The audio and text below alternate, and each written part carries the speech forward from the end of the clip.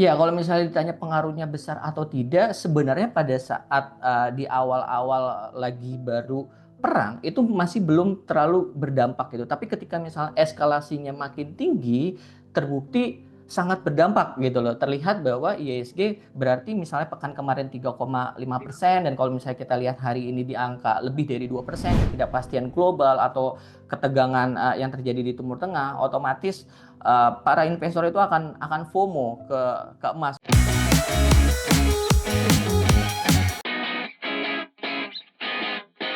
Hai, Cuanomics di sini. Apa kabarnya di sana? Seperti yang kita ketahui juga bahwa konflik antara Iran dan Israel semakin memanas saat ini, apalagi ditambah dengan Amerika Serikat yang juga ikut menyerang Iran.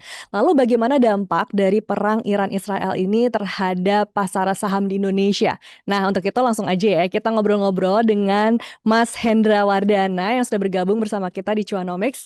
Halo Mas Hendra, terima kasih atas waktunya. Langsung aja nih ya Mas Hendra. Tadi kan kita sudah lihat di awal pekan ini IHSG itu ternyata membukanya melemah. Nah, apakah ini ada pengaruh dari perang Israel-Iran ataukah mungkin juga ada faktor domestiknya juga? Bisa dijelaskan tentang situasi IHSG saat ini gimana sih Mas? Iya, Mbak Rizka, kalau misalnya kita lihat hari ini IHSG itu katakanlah breakdown di level 6.800-nya dan kalau misalnya kita lihat justru malah melemah saat ini di level 6.753 atau bisa dibilang minus sebesar 2,2%. Nah, kalau misalnya kita lihat selama sepekan sebelumnya justru IHSG juga melemah lebih dari 3% dan asing mencatatkan net sale itu sebesar 4,5 triliun. Nah, yang lebih fantastis lagi, asing itu banyak mencatatkan net sale di saham-saham perbankan seperti BBCA. Asing mencatatkan net sale selama satu pekan itu sebesar 1,3 triliun dan BRI 920 miliar dan Bank Mandiri sebesar 587 miliar. Apakah ini karena perang antara Iran dan Israel? Bisa dibilang iya. Dan apakah ada sangkut pautnya terkait domestik? Iya, karena ketika misalnya perang Iran eskalasinya makin tinggi, otomatis dikhawatirkan pastinya oil akan mengalami peningkatan. Dan kita juga bisa lihat sekarang Brent oil ini sudah di angka 78 yang sebelumnya itu di 70. Jadi sudah naik lebih dari 10%. Yang dikhawatirkan adalah APBN kita posturnya akan defisit. Karena kalau misalnya kita lihat dari Januari sampai Februari sendiri, Kementerian Keuangan sudah mencatat bahwa APBN kita itu defisit sebesar 31,2 triliun atau 0,13% dari GDP. Jadi bisa dibilang apakah domestik berpengaruh? Pasti berpengaruh. Makanya kalau misalnya kita lihat kecenderungan sepekan terakhir dan hari ini IHSG masih koreksi. Mungkin itu dulu Mbak Rizka. Oke, jadi kalau ditanya seberapa besar sih pengaruh dari konflik Iran-Israel ini terhadap pasar saham Indonesia, terutama IHSG, itu berarti kayak gimana tuh Mas Hendra?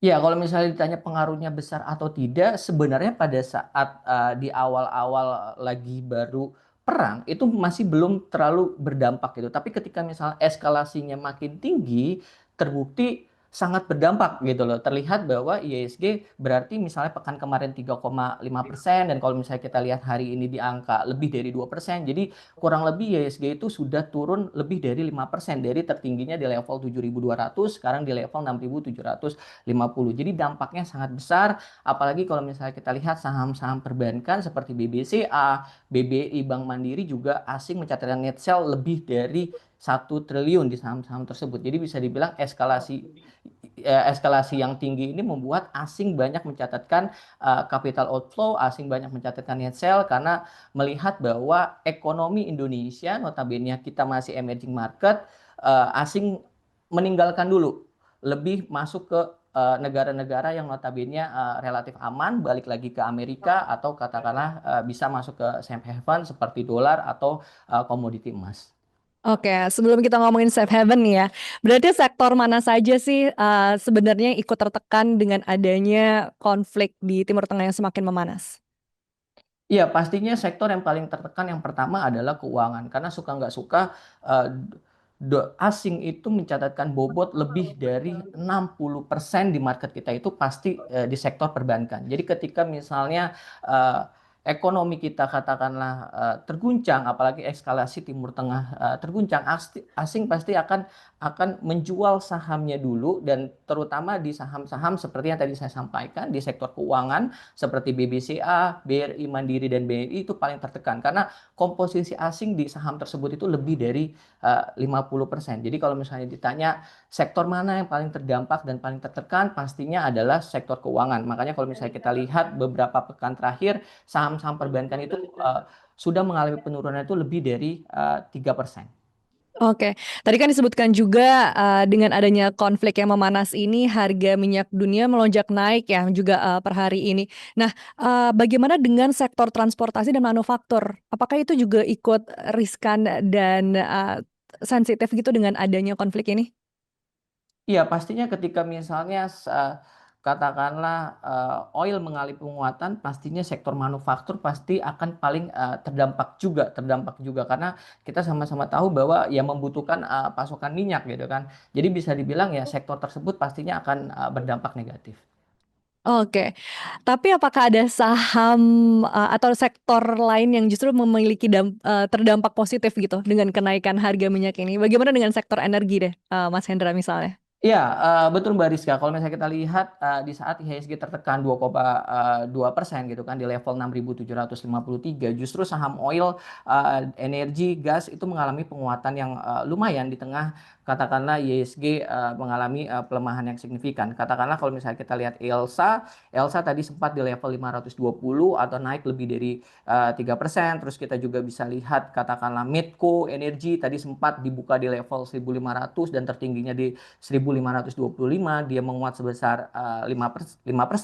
Terus juga ada Akra masih kuat di saat ini berada di level 1275, menguat 4,53%, bahkan tadi sempat di level 1.305 atau naik 7%. Jadi dalam hal ini ketika misalnya ada sektor yang notabene berdampak negatif tapi ada juga yang diuntungkan atau dalam hal ini ya positif. Katakanlah ketika misalnya oil naik dari 70 ke 78, otomatis sentimen yang diuntungkan adalah saham-saham oil energy. Dalam hal ini tadi ada saham-saham seperti katakanlah Akra, Medco, Elsa, atau bahkan gas aja hari ini pun juga mengalami penguatan. Itu ada Pegas menguat di level 1.615 atau menguat 1,57%, sebelumnya berada di level 1650 atau menguat di angka 3%.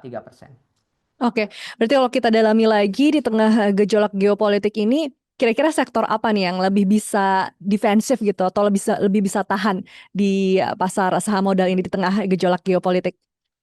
Ya, kalau misalnya ditanya sektor apa, pastinya ketika misalnya dengan penuh ketegangan, kita juga sama tahu bahwa Amerika ikut campur di dalam hal tersebut, sehingga uh, Iran juga notabene juga semua sudah pada sepakat bahwa legislatifnya sepakat bahwa Selat Hormuz akan ditutup, yang notabene itu 20-30% transportasi minyak lewat selat tersebut, itu bisa membuat harga minyak akan kembali meningkat selama sepekan ke depan. Nah, ini akan membuat harga oil and gas akan kembali mengalami penguatan, sehingga bisa dicermati saham-saham oil and gas dalam hal ini katakanlah bisa melihat dicermati saham Elsa, Medco, Akra, tapi balik lagi saham-saham komoditas tersebut mengacu kepada harga komoditas global. Jadi bisa dibilang volatilitasnya agak tinggi. Tapi kalau misalnya ditanya apakah saham-saham defensif seperti yang lain perbankan masih bisa diakumulasi, saran saya wait and see dulu sambil menunggu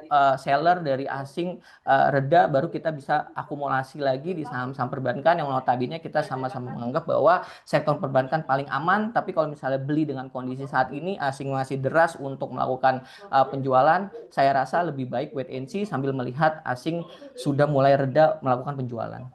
Oke, berarti wait and see. Nah, berarti ini sejak pecahnya konflik di Timur Tengah ya, terutama tentang Iran dan Israel ini, dampaknya gimana sih ke investor retail nih, Mas Hendra?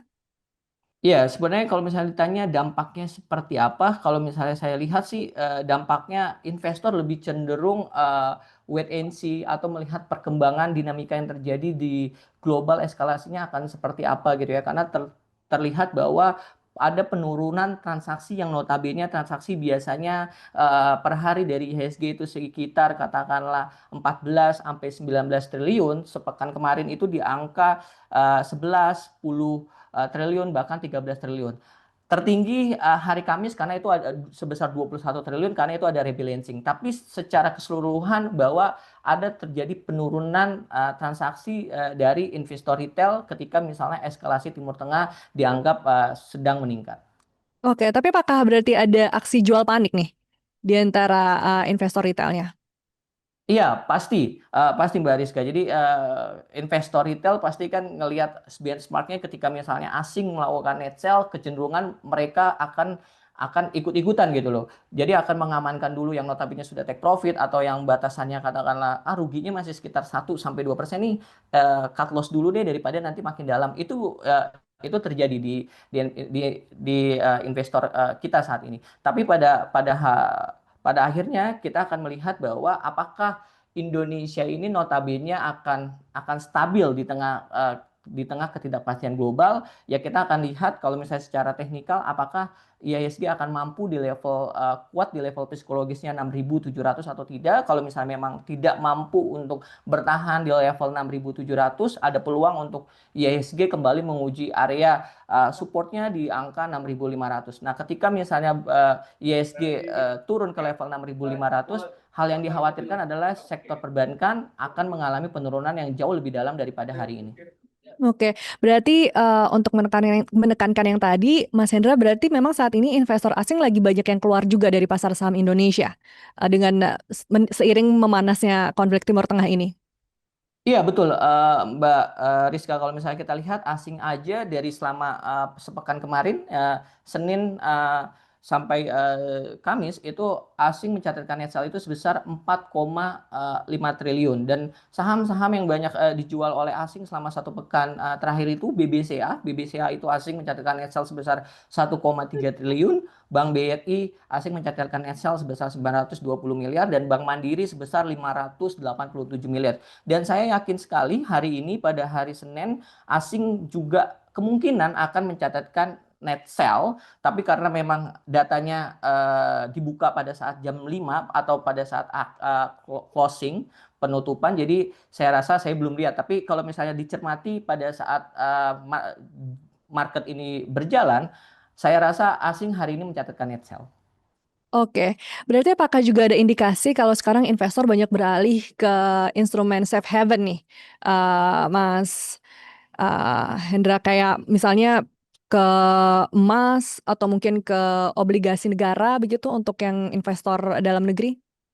Iya, betul Mbak Rizka, bisa dilihat bahwa ketika misalnya harga emas mengalami penguatan karena bisa dibilang ketidakpastian global atau ketegangan yang terjadi di Timur Tengah, otomatis para investor itu akan FOMO ke emas gitu kan. Bisa bisa dilihat bahwa harga emas per antam hari ini aja bisa dibilang mengalami kenaikan di angka 1,9 juta per gramnya. Jadi bisa dibilang ya memang investor juga masuk ke emas gitu. Tapi hal yang paling penting adalah bahwa di saham pun di market kita pun juga ada sektor emas. Dalam hal ini kalau misalnya kita lihat Antam, MDK atau PSAB juga sebenarnya selain oil and gas juga sektor emas juga mengalami penguatan di hari ini.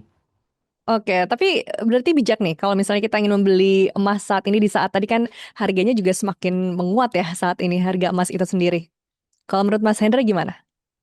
Ya, sebenarnya apakah ditanya momen ini adalah momen terbaik untuk membeli emas, katakanlah, kita nggak akan tahu batas atas dan batas bawah itu di mana gitu loh. Pada intinya kita sebagai investor kita bisa hanya meminimalisir resiko itu terjadi. Apakah ditanya saya beli nggak dengan kondisi harga emas saat ini satu 1.900.000 per gram. Kalau tanya ke saya pribadi, saya tidak akan beli dengan kondisi sedang saat ini gitu loh. Lebih baik saya menunggu katakanlah di 1.700.000, mungkin akan saya beli di daerah di level tersebut gitu. Apakah bisa saja emas breakout atau tembus di angka 2 juta per gram? Bisa nggak? Bisa saja ketika misalnya eskalasi Timur Tengah itu semakin meningkat. Oke, kalau untuk peran cash sendiri saat ini bagaimana nih kalau menurut Mas Hendra? Iya betul sekali. Kalau misalnya apakah lebih baik kita pegang cash gitu kan dengan kondisi Timur Tengah dengan penuh ketegangan, dan kalau misalnya kita lihat juga Kementerian Keuangan melihat bahwa APBN kita defisit dan kemungkinan juga ada akan defisit lagi ketika misalnya ada subsidi oil karena oil juga mengalami peningkatan. Nah, kalau misalnya saran saya memang dalam dalam portofolio, diversifikasi portofolio lebih baik kita mencadangkan cash kita sebesar katakanlah 30 sampai 50% kalau misalnya di pasar saham.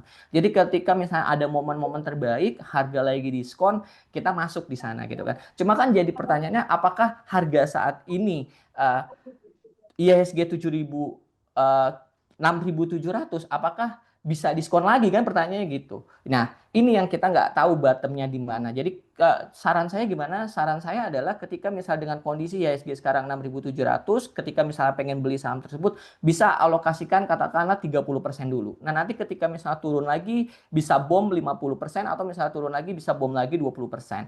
Atau ketika misalnya dia naik, ya nggak apa-apa, nanti tinggal di average up ketika misalnya komposisi tadi 30%, 50%, 20%. Jadi pada intinya ketika misalnya pengen melihat posisi portofolio, harus sebisa mungkin ada cash ketika misalnya terjadi kayak misalnya saat ini kondisi market kita lagi katakanlah mengalami pelemahan 2,2%, ketika ada fundamental yang notabene bagus ya mungkin bisa untuk akumulasi atau cicil terlebih dahulu untuk di portofolio.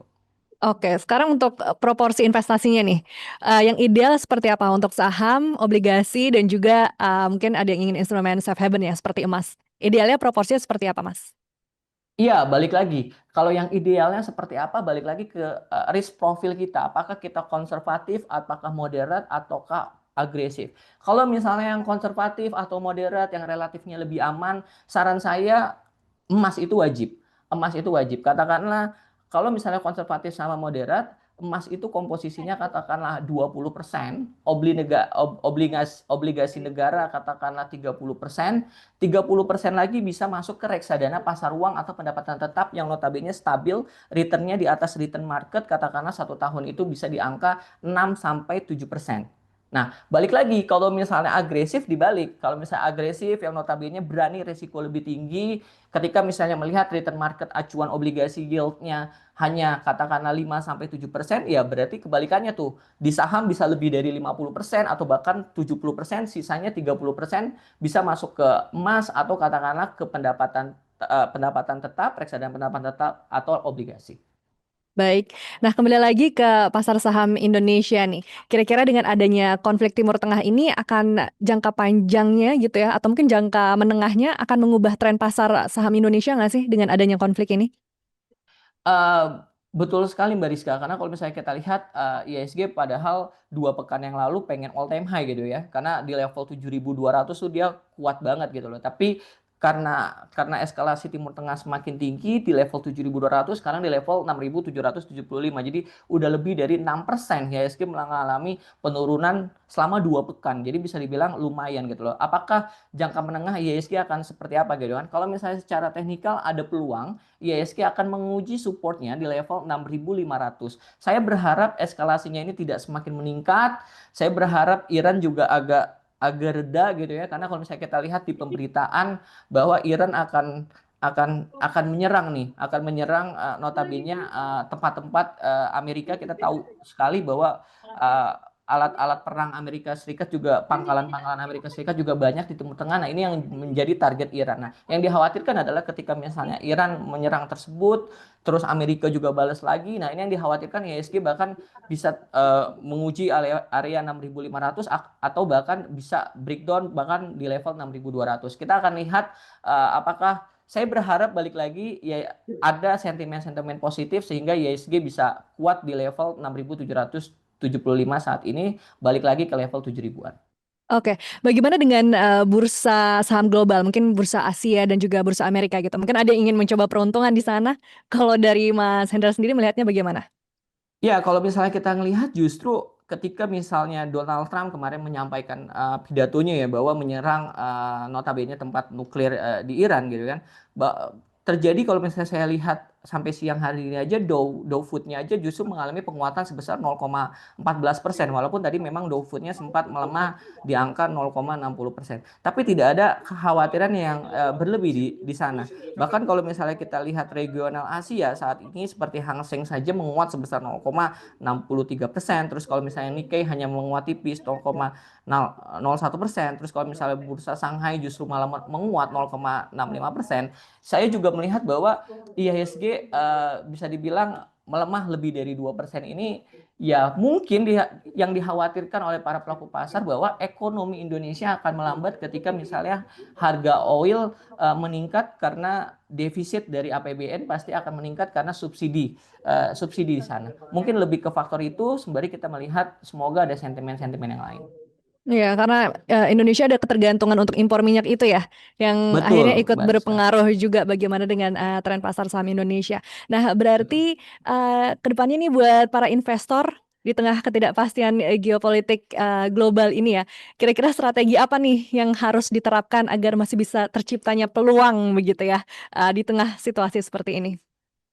Oke, strateginya adalah kalau misalnya lebih ke arah fundamental atau jangka panjang, yang notabene risk profilnya katakanlah lebih ke konservatif atau moderat, bisa cari titik buy on weakness di saham-saham perbankan, katakanlah seperti BCA, BRI, Mandiri, tapi balik lagi cari titik buy on weakness-nya ketika misalnya lihat lagi data asingnya, apakah data asing tersebut sudah mulai tidak agresif melakukan penjualan. Nah, di situ mungkin teman-teman atau para investor bisa melakukan pembelian di saham-saham seperti BCA, Mandiri, BRI, atau BBNI. Tapi kalau misalnya tipikal yang risk taker atau tipikal yang trading bisa bisa trading di saham-saham yang happening. Katakanlah tadi, ketika misalnya oil mengalami penguatan, bisa trading di saham-saham seperti Medco, Elsa, Akra, atau katakanlah bisa trading di saham-saham gold. Ketika misalnya goldnya mengalami penguatan, bisa trading di saham-saham gold seperti PSAB, MDKA, Antam, itu bisa trading di saham-saham tersebut. Balik lagi ke risk profile masing-masing investor seperti apa. Baik, kalau begitu terima kasih Mas Hendra Wardana ya atas perbincangannya. Memang setidaknya harapan kita konflik ini bisa segera reda ya, biar bisa Betul, jangka Mbak Rizky. panjangnya ekonomi di Indonesia maupun global juga bisa membaik begitu setidaknya. Oke, kalau begitu terima kasih banyak. Dan saudara, demikian Cionomis kali ini. Saya Rizka Andalina pamit dan sampai jumpa.